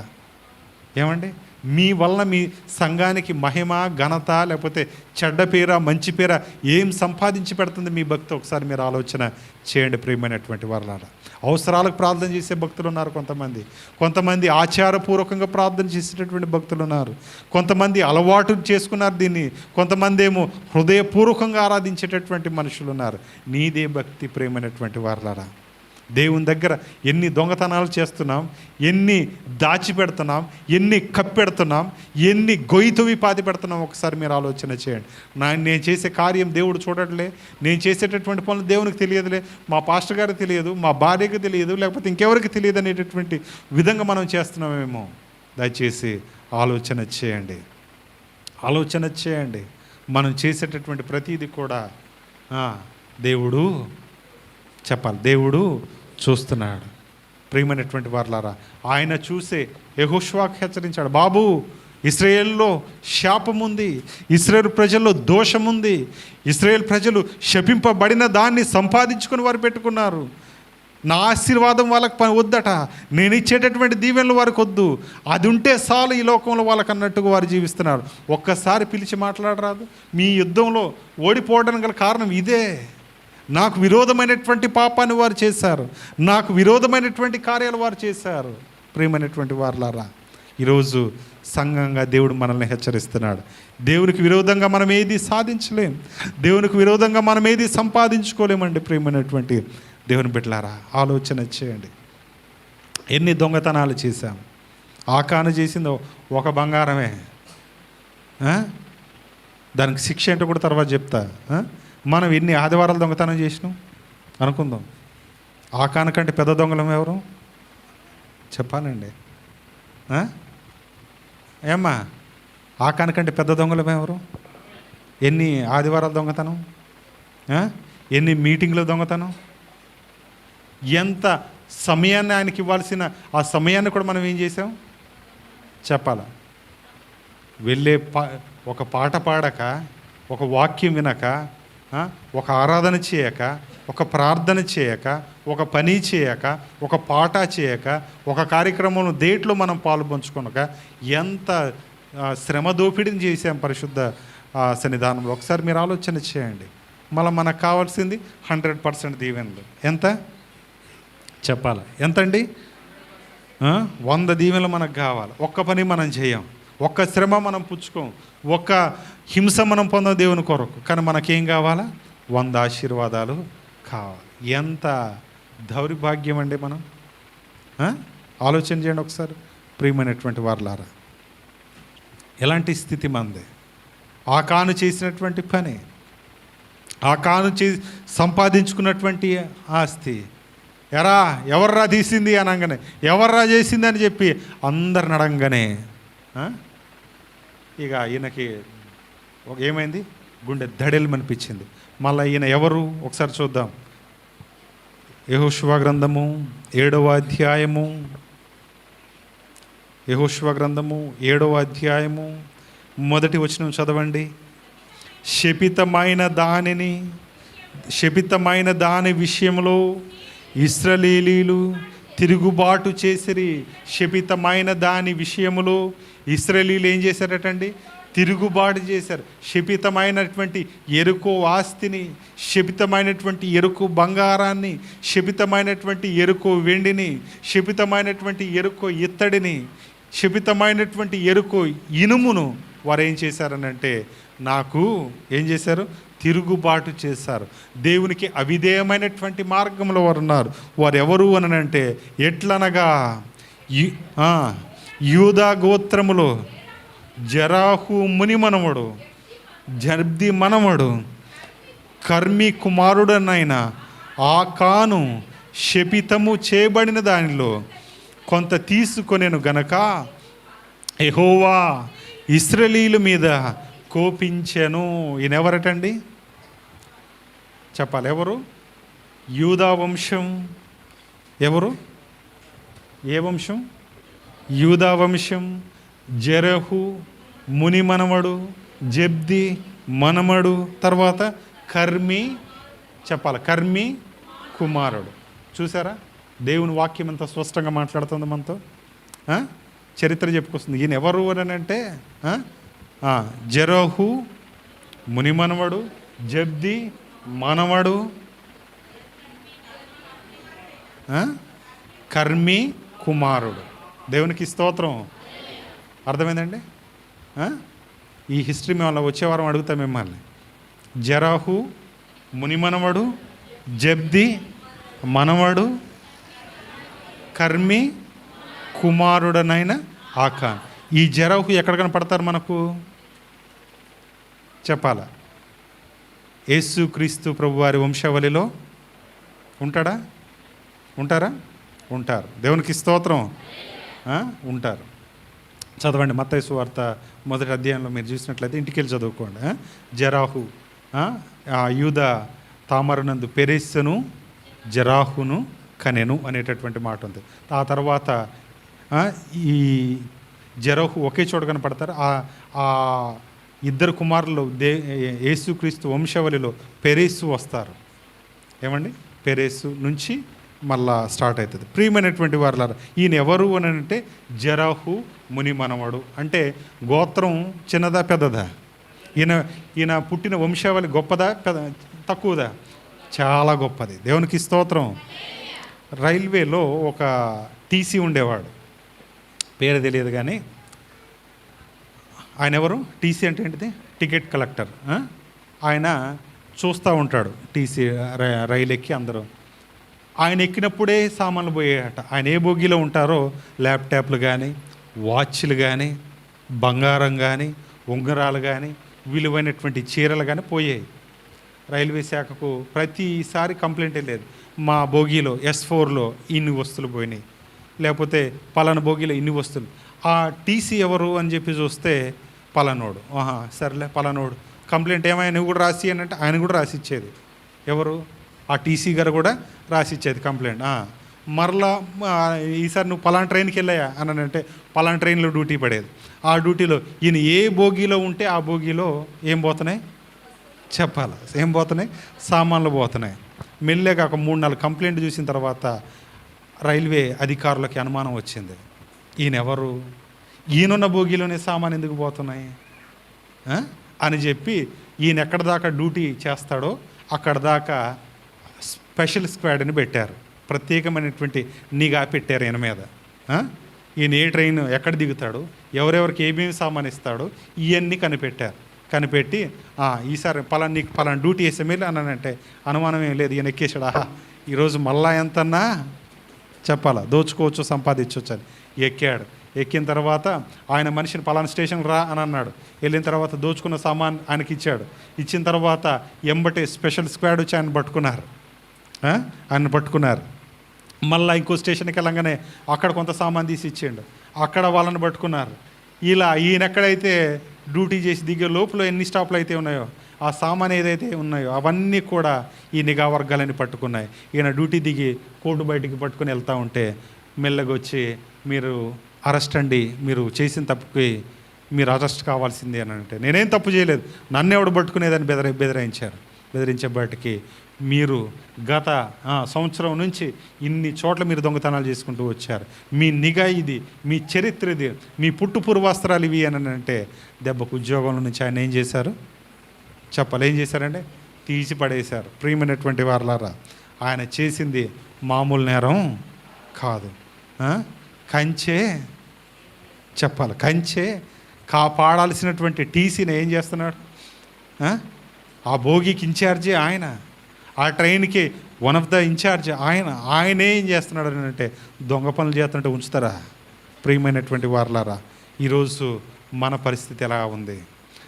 మన పరిస్థితి ఎలా ఉందండి? ఒకసారి మీరు ఆలోచన చేయండి. ఆకాను దేవునికి అవిధేయమైనటువంటి పనిని చేశాడు. ఇశ్రాయేల్లో శాపాన్ని తీసుకొని విడిచిపెట్టాడు. ఆయన వల్ల ఇశ్రాయేల్ ప్రజలకు శాపం కలిగింది. ఆయన వల్ల ఇశ్రాయేల్ ప్రజలు అవమానానికి లోనయ్యారు. తలవంపు కార్యక్రమాన్ని తీసుకుని వచ్చారు. ప్రియమైనటువంటి వారలారా, ఏమయ్యా ఎవరు తీశారని అనగానే ఆకాను అయ్యా నేనే అని అన్నాడు. ఎక్కడ పెట్టినావు అని అంటే నా ఇంటి ముందు టెంట్ ఉంటే దాన్ని ఏం చేశా, తవ్వి పాతి పెట్టే, తీసుకొని రా అని అంటాడు. తీసుకొని వస్తాడు. ఆ బంగారు పోస్తూ తీసుకొచ్చిన తర్వాత నీకు శిక్ష తప్పదు, ఎందుకంటే నీ వల్ల దేవుని నామం ఏం చేయబడింది? అవమానం పరచబడ్డింది. నీ వల్ల ప్రభువారు కోపించారు. నీ వల్ల ఇశ్రాయేల్ జనాంగానికి శాపం వచ్చింది. నీ వల్ల అవమానం వచ్చింది. కాబట్టి నీ శిక్ష దేవుడు డిసైడ్ చేస్తారు అని చెప్పి ఆయన ఏం చేశారు అంటే ఒకసారి చూద్దాం. 7వ అధ్యాయము 25వ వచనం చూడండి. అప్పుడు యెహోషువా, నీవేళ మమ్మను బాధపరిచితివి, నేడు యెహోవా నిన్ను బాధపరుచుననగా ఇశ్రాయేలు అందరూ వానిని రాళ్లతో చావగొట్టిరి. ప్రియమైనటువంటి వారలారా, నువ్వేళ మమ్మల్ని బాధపరిచావు, నువ్వేళ మమ్మల్ని ఇచ్చేసావు, నీ వల్ల ఎంత మరి సైన్యం, నీ వల్ల ఎంత ప్రాణాలు, నీ వల్ల ఎంత మరి ఇబ్బంది కలిగింది. ప్రియమైనటువంటి వారలారా, ఆలోచన చేయండి. విధి నిర్వహణలో ఉన్నటువంటి ప్రతి ఒక్కరు కూడా, కుటుంబ ధర్మాన్ని చేయాల్సినటువంటి ప్రతి ఒక్కరు కూడా మన ధర్మం కనుక మిస్ అయిపోతే, మనం చేయాల్సినటువంటి పని కనుక మనం చేయకపోతే మనం ఏం చేయబడాలని అంటే శిక్షకు పాత్రులం. ఎవరమండి మనం? శిక్షకు పాత్రులం. సైన్యములో పనిచేసేటటువంటి సైనికుడు గనక దేశ విలువైనటువంటి సమాచారాన్ని కనుక ఇస్తే, పలానూరు పలాన్ దూరంలో ఉంటుంది, పలానూరు పలాన్ దూరంలో ఉంటుంది అని వేరే శత్రు సైన్యానికి ఇస్తే క్షిపణి ఎక్కడ పడాలో ఆయన డిసైడ్ చేసేయడా? ఏమండి ఇస్తాడా? ప్రియమైనటువంటి వారలారా, అందుకనే చాలా ఈ రోజుల్లో కూడా జరుగుతూనే ఉన్నాయి. పాకిస్తాన్ నుంచి హనీ ట్రాప్ అని ఎవరో అమ్మాయి, ఆయన అమ్మాయో అబ్బాయో తెలియదు, మేకప్లు వేసి ఈ సైనికుల్ని, ఈ మధ్య కూడా ఒకటి జరిగినట్టు విన్నాం. నేను నిన్ను ప్రేమిస్తున్నాను, నీకు ఇది ఇస్తా అది ఇస్తా, మీ దేశంలో ఎంతమంది సైన్యం ఉంటుంది, ఎక్కడెక్కడ ఏ స్థావరాలు ఉంటాయంటే ఈ పిచ్చులు కాకపోతే ఇలా అంతా చెప్పేసిన తర్వాత వాళ్ళ గూఢాచారికి చెప్పటం, తర్వాత దాడులు జరగటం. అంటే చేసేటటువంటి పని సరైనటువంటి పద్ధతిలో చేయకపోవడం. ప్రియమైనటువంటి వారలారా, ఆకాను అట్లా లేడు. దేవుని మాటకు అవిధేయతను చూపాడు, దేవుని మాటకు లోబడలేదు. దేవుని భయం ఆకానులో చెప్పాలి, దేవుని భయం ఆకానులో లేదు. ప్రియమైనటువంటి వారలారా, ఆ నేరం ఒప్పుకోకపోగా ఆ శాపం వచ్చేంత వరకు వెయిట్ చేసి, ఎవని వలన ఈ శాపం కలిగింది ప్రభువా మేమేం చేయాలని యెహోషువ తల వంచుకొని మొరపెట్టినప్పుడు ప్రభువారు ఆయనకు ప్రత్యక్షమై చెప్పి, ఇదిగో మీ వలలోనే ఒకడు తప్పు చేశాడాయా, మీ వలలోనే ఒకడు శపించిన దాన్ని తీసుకొని తెచ్చిపెట్టుకున్నాడు, ఒకసారి అడుగు, పిలువు, జనానితో మాట్లాడు అని అన్నప్పుడు యెహోషువ దాన్ని పరిశోధన చేసినప్పుడు ప్రియమైనటువంటి వారలారా, ఆయన చేసినటువంటి నేరం బయటపడింది. ఏమండి, తప్పు చేయటం ఒకటి, తప్పును ఒప్పుకోకపోవడం ఇంకో నేరం. ప్రియమైనటువంటి వారలారా, ఆ తప్పుని దాచిపెట్టుకోవడం అనేది అతిపెద్ద తప్పు. అతిక్రమములను దాచిపెట్టువాడు అతిక్రమములను చెప్పాలమ్మా, అతిక్రమములను దాచిపెట్టువాడు వర్ధిల్లడు, కానీ వాటిని ఒప్పుకొని విడిచిపెట్టువాడు ఏం పొందుతాడు? కనికరము పొందును. దేవునికి స్తోత్రం. ప్రియమైనటువంటి వారలారా, మొదటి దినవృత్తాంతాల గ్రంథము, ఈ వాక్యం ఇట్లనే ఉంచండి. మొదటి దినవృత్తాంతాల గ్రంథము ఒక మాట ఉంటుంది, దాన్ని చదువుదాం. 2వ అధ్యాయము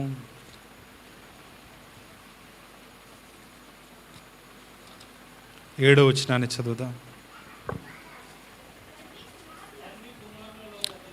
కర్మీ కుమారులలో ఒకనికి ఆకాను అను పేరు.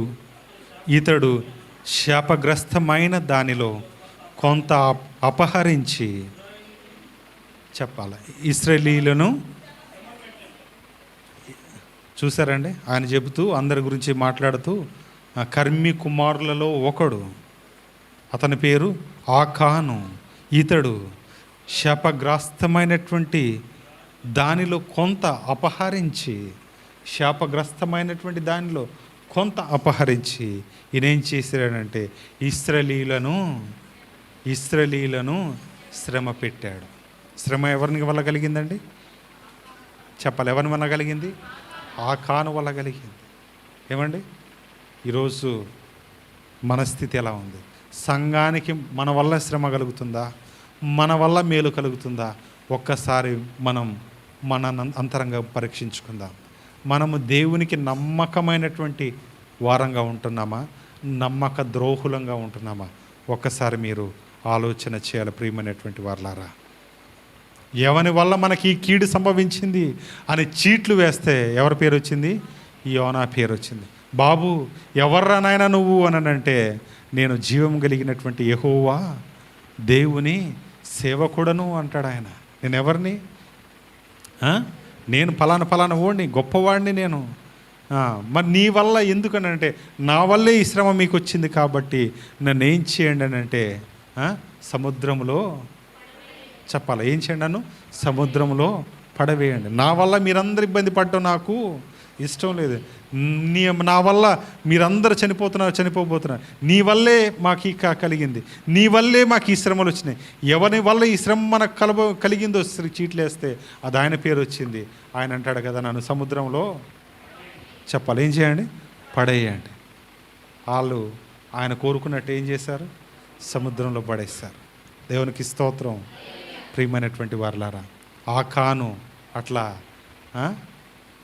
సేమ్ దానికంటే ఘోరమైంది ఏంటిది? శపింపబడినటువంటి దానిలో సంపాదించుకోవటం, దాచిపెట్టుకోవడం, దోచుకోవటం, బయట పడేదాకా చెప్పకపోవడం. ప్రియమైనటువంటి వారలారా, ఇవన్నీ చేసి ఇశ్రాయేలీయులకు ఆయన ఏం తీసుకొచ్చాడటంటే, శాపాన్ని తీసుకొచ్చాడు. మొదటి వృత్తాంతాల గ్రంథంలో ఏమంటాడంటే, ఇశ్రాయేలును అందరిని ఆయన ఏం చేశాడు? బాధ పెట్టాను. ఏం చేసిండు ఆయన? చెప్పాలి, ఇశ్రాయేల్ ప్రజలందరినీ ఆయన ఏం చేశాడండి? బాధ పెట్టాడు. ఈరోజు ప్రియమైనటువంటి వారలారా, కుటుంబాలను బాధ పెట్టేటటువంటి కొడుకులు ఉన్నారు మాట వినక. ఏమండి, కుటుంబాన్ని బాధ పెట్టేటటువంటి కూతురులు ఉన్నారు బాధ పెడుతూ మాట వినక. సంఘంలో మనం అట్లా ఉండొద్దండి. ఎవరిని కూడా మనము బాధ పెట్టేటటువంటి వారంగా మనము ఉండొద్దు. దయచేసి మన తీరు మనం మార్చుకుందాం, మన స్వభావాన్ని మనం మార్చుకుందాం. ఆకాను దోచుకొని సంపాదించుకున్నటువంటి రీతిగా మన జీవితాలు మనం ఉంచుకోవద్దండి. దేవుని దగ్గరకు వచ్చి మొరపెడదాం, అయ్యా నేను నీకు విరోధంగా నేనేం తప్పు చేశానేమో నన్ను మన్నించు. దేవునికి స్తోత్రం. ప్రియమైనటువంటి దేవుని బిడ్డలారా, పుట్టడానికి గొప్ప కులంలో పుట్టాడు, గొప్ప వంశంలో పుట్టాడు. జెరహు ముని మనవడు, జబ్ది కుమారుడు, జబ్ది మనవడు, కర్మి కుమారుడు. గొప్ప స్థితి ఆయనది. అయినా కూడా ఆయన ఏం చేశాడనంటే దొంగతనం చేశాడు. ప్రియమైనటువంటి వారలారా, మన జీవితాలు ఎలా ఉన్నాయి? దేవుని దగ్గర ఎన్నిసార్లు మనం ఫెయిల్ అయినటువంటి స్థితిలో మనం ఉంటున్నాం. దేవుని దగ్గర ఎన్నిసార్లు మనం వెనకడుగు వేసినటువంటి స్థితిలో మనం ఉంటున్నాం. ఒక్కసారి మీరు ఆలోచన చేయండి. ఆకాను చేసినటువంటి పని వల్ల యెహోషువ అంటున్నారు కదా, 25వ వచనం, నీవేళ మమ్మల్ని బాధపరిచితివి, నీవేళ మమ్మల్ని బాధపరిచితివి, నేడు యెహోవా నిన్ను బాధపరుచుననగా. ఇశ్రాయేలు ప్రజలందరూ ఆయనకి ఏం చేశారు అని అంటే రాళ్లను విసిరి ఆయనను కొట్టారు. ఆయన చేసినటువంటి నేరం, ఆయన చేసినటువంటి తప్పుకి ఎవరు కుటుంబాలైతే చనిపోయారో 36 మంది, ఎవరి కుటుంబాలైతే కాళ్ళు తెగి సైన్యంలో బాధపడుతున్నారో వాళ్ళందరి కోపం రాదా అండి? ఒకడి మూలాన ఇశ్రాయేల్ జనాంగానికి అంతటికీ శాపం వచ్చింది కదా. ఆ కుటుంబాలన్నీ వచ్చి ఈయన మీద రాళ్ళేస్తే ఈయన ఏమైపోయారటండి? 26 వచనం చూడండి. చావగొట్టిరి, వారిని రాళ్లతో కొట్టిన తర్వాత అగ్ని చేత కాల్చి వారి మీద రాళ్లను పెద్ద కుప్పగా వేసిరి. అది నేటి వరకు ఉన్నది. అప్పుడు యెహోవా కోపోద్రేకము విడిచిన వాడై మళ్ళుకునెను. అందుచేత నేటి వరకు ఆ చోటికి ఆ కోరులోయ అని అర్థం. ప్రియమైనటువంటి వారలారా, ఆ కోరులోయ అని అంటే 1 అని రాసింది. 1 అనే కాడ చదివితే బాధలోయ. ఇశ్రాయేల్ ప్రజలంతా బాధపడ్డ లోయ అది. ఇశ్రాయేల్ ప్రజలంతా మరి ఏడ్చిన లోయ. ఇశ్రాయేల్ ప్రజలంతా మరి కన్నీరు కార్చినటువంటి ప్రాంతం అది. ఇశ్రాయేల్ ప్రజలంతా ఏడ్చినటువంటి ప్రాంతం. అందుకనే ఆ లోయకి ఆ కోరు అనగా బాధ. ఆ కోరు అంటే ఏంటిదండి? బాధ లోయ అని ఆ ప్రాంతానికి పేరు పెట్టారు. ప్రియమైనటువంటి వారలారా, ఈరోజు ప్రియమైనటువంటి వారలారా, దేవుని కృప మన మీద మెండుగా ఉన్నది కాబట్టి ఈరోజు క్షమాపణ కోరుకోగానే ఆయన క్షమించే దేవుడు కాబట్టి మనం ఇంకా ఆయన కోపాగ్ని మన మీద రావట్లేదు. ఆయన కోపం వచ్చినప్పటికీ కూడా విస్తారమైనటువంటి కృప, విస్తారమైనటువంటి కనికరం, విస్తారమైనటువంటి ప్రేమ, యేసుక్రీస్తు ప్రేమ అడ్డుగా నిలబడుతుంది.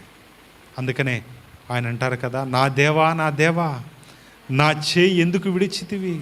ఇదిగో ఈ శాపం నేను భరించలేనిది, ఈ పాపం నేను మోయలేనిది. ఈ ప్రజలంతా ఘోరమైనటువంటి పాపం చేసి వారు నీకు నాకు విరోధాన్ని సృష్టించారు. ఈ శాపం వారు మోయలేరు కాబట్టే నేను మోస్తున్నాను. అయినా కూడా నా చేయి నువ్వు విడిచిపెడుతున్నావు. అందుకని నా దేవా నా చేయి ఎందుకు విడిచితివి? దయచేసి ఈ పాత్ర నా యొద్ద నుండి తొలగించు, అయినా కూడా నీ చిత్తమే ప్రభువా అనేటటువంటి ప్రార్థన గెత్సెమనే తోటలో యేసుక్రీస్తు ప్రభువారు చేశారు. ప్రియమైనటువంటి దేవుని బిడ్డలారా, మన స్థితి పాపపు స్థితి. మనకు పరిశుద్ధత రావాలి అని అంటే యేసుక్రీస్తునున్న దేవుడు నీ కొరకు గొప్పగా ఈ లోకంలో కల్వరి శిలువలో ప్రాణం పెట్టి ఆయన తిరిగి లేచి నీ పాపాన్నంతటిని ఆయన మోసాడు. ఈరోజు నీకే శాపము లేదు. దేవునికి స్తోత్రం. అయినా కూడా మనం దేవునికి అవిధేయమైనటువంటి మార్గములలో కొన్నిసార్లు మనం తిరుగుతున్నాం, సంచరిస్తున్నాం. దయచేసి ఆ కాను చేసినటువంటి తప్పు మనము చేయకూడదు. దయచేసి మనం దేవుని దగ్గరికి వద్దాం. దయచేసి క్షమాపణ కోరుకుందాం. ఎన్నైతే దాచిపెట్టామో, ఎన్నైతే మనం దేవునికి చెప్పకుండా ఉన్నామో, ఎన్నైతే దేవునితో మనం మాట్లాడుకున్నామో, ఎన్నైతే దేవుని దగ్గర మనం ఇంకా కొన్ని పాపాలు వదిలిపెట్టట్లేదు, దేవా నన్ను క్షమించండి. ఆ కాను స్థితి మీరు నాకు దయచేయకండి. ఆ కాను స్థితి నేను కోరుకోవట్లేదు. ఆ కాను దోచుకున్నాడు, నీకు విరోధంగా పాపం చేశాడు, నేను నీకు విరోధంగా ఉండను ప్రభువా అని మనమందరము మన కుటుంబాలతో సహా ప్రతి ఆదివారం వచ్చి ఇక్కడ మనం నిలబడి దేవుని పక్షాన, మన కుటుంబ పక్షాన దేవుణ్ణి అడగాల్సినటువంటి వారమై ఉన్నా. దేవునికి స్తోత్రం.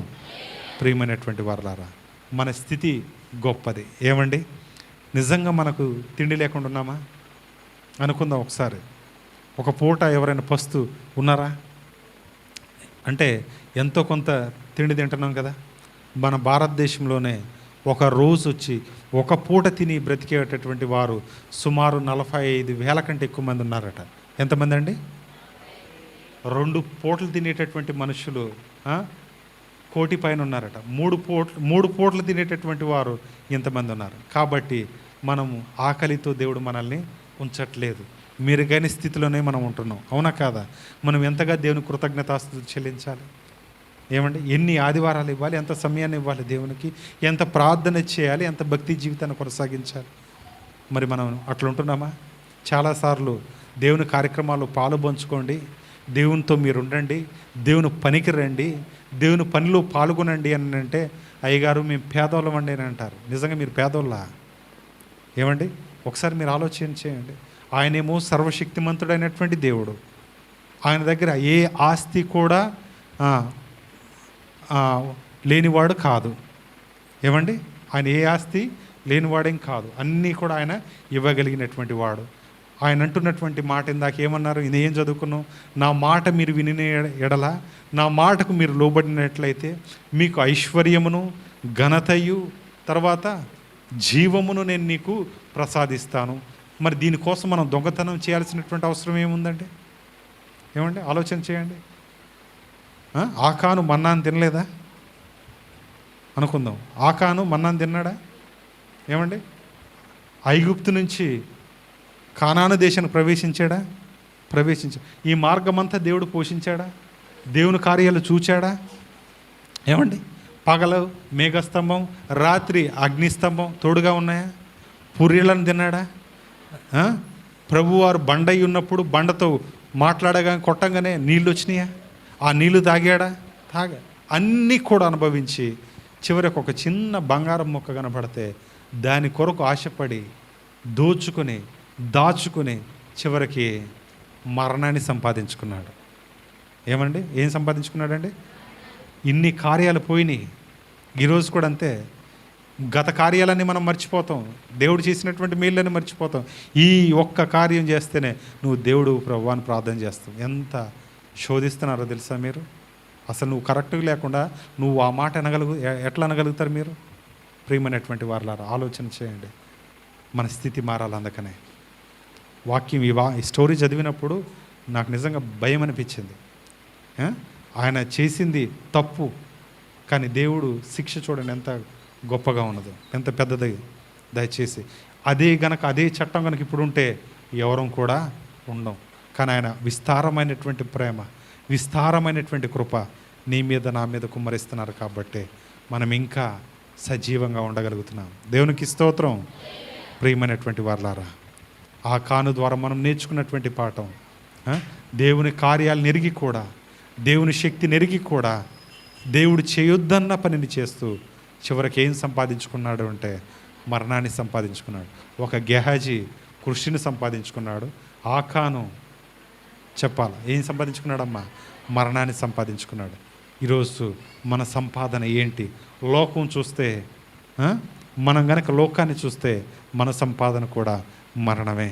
లేదు, దేవుని చూస్తే మన సంపాదన పరలోకమందు అత్యధికము కాబోతున్నది. దేవునికి స్తోత్రం. ఆయన అంటాడు కదా, ఇందాక చదవబడినటువంటి వాక్య భాగం యోహాను సువార్తలో, ఒకవేళ మిమ్మల్ని చంపితే ఆయన దేవుని సేవ చేయువాడు. దేవునికి స్తోత్రం. ఆ మాట నాకు బాగా నచ్చింది. మిమ్మల్ని సమాజ మందిరంలో నుంచి వెలివేయుదురు, మిమ్మల్ని చంపుదురు, మిమ్మల్ని చంపు ప్రతివాడు కూడా ఎవరటండి? ఆయన దేవుని సేవ చేయువాడు. ఒకసారి చూడండి ఆ మాట. మీరు తెల్ల మొక్కలు వేసుకుని చూస్తున్నారు. యోహాను సువార్త 16వ అధ్యాయము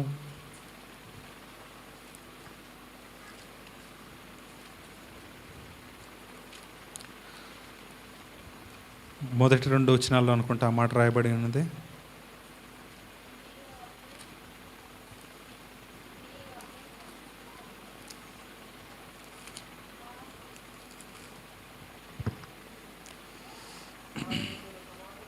రెండవ వచనం, వారు మిమ్మును సమాజ మందిరములలో నుండి వెలివేయుదురు, మిమ్మును చంపు ప్రతివాడు తాను దేవునికి సేవ చేయుచున్నానని అనుకుని కాలం వచ్చుచున్నది. ప్రియమైనటువంటి వారలారా, ఆలోచన చేయండి. మనల్ని ఏం చేస్తారటండి? వారు తండ్రిని నన్నును తెలుసుకొనలేదు గనక ఇలాగూ చేయుదురు. ప్రియమైనటువంటి వారలారా, ఏం చేస్తారటండి? ఈ మాట ఇప్పుడు జరుగుతున్నటువంటి మాట, ఇప్పుడు జరుగుతున్నటువంటి కాలాన్ని ఉద్దేశించి ఈ మాట ఎగ్జాక్ట్గా అప్లై అవుతుంది. మిమ్మల్ని చంపే ప్రతి వాడు ఏమనుకుంటాడటండి? దేవుని సేవ మేము చేస్తున్నాం, దేవుని సేవ మేము చేస్తున్నాం అని అంటారట. కానీ వారు తండ్రిని నన్ను వారు తెలుసుకున్నారు గనక, వారికి తెలియదు కనుక అలాగూ వారు చేయుచున్నారు. ప్రియమైనటువంటి వారలారా, ఇలాంటి లోకంలో మనం ఉంటున్నాం. పాపాన్ని సంపాదించి దేవుని పక్షాన చనిపోతామా, లోకానుసారంగా చనిపోయి యుగ యుగములు తండ్రితో జీవిస్తామా, నిర్ణయించాల్సినటువంటి టైం మీదే. దేవునికి స్తోత్రం, హల్లెలూయా. ఆలోచన చేయండి ప్రియమైనటువంటి దేవుని బిడ్డలారా, మన స్థితి ఎలాంటిది. ఈ లోకంలో మనకు బ్రతకాలి అనుకుంటే పరలోకంలో మనకు జీవం ఉండదు. ఈ లోకంలో మనం చంపబడాలి దేవుని నిమిత్తం అని అనుకుంటే పరలోకంలో మనకు నిత్య జీవాన్ని మనము సంపాదించుకున్న వారం అవుతాం. దేవునికి స్తోత్రం. ఆకాన్ అనుకున్నాడు, నాకు ఈ లోకం కావాలి, పరలోకం నాకు అంతే కదా, నాకు బంగారం ఉంటే చాలు, నా జీవితం ధన్యమైనట్టే అని అనుకున్నాడు. సంపాదించుకున్నాడు, తీసుకొచ్చి ఇంట్లో పెట్టుకున్నాడు. చివరికి ఆయన ప్రాణాన్ని, నిత్య జీవాన్ని ఆయన పోగొట్టుకున్నాడు. ప్రియమైనటువంటి వారలారా, నీ నిర్ణయం ఏంటి? నీ కుటుంబ నిర్ణయం ఏంటి? నీ కుటుంబాన్ని నువ్వు ఎట్లా నడిపిస్తావు? మరణం వైపా, జీవం వైపా ఆలోచించాల్సింది మీరే, నిర్ణయం తీసుకోవాల్సింది కూడా మీరే. దేవుడి మాటలు దీవించుగాక. చిన్న ప్రార్థన చేద్దాం. దేవా, దీవించండి,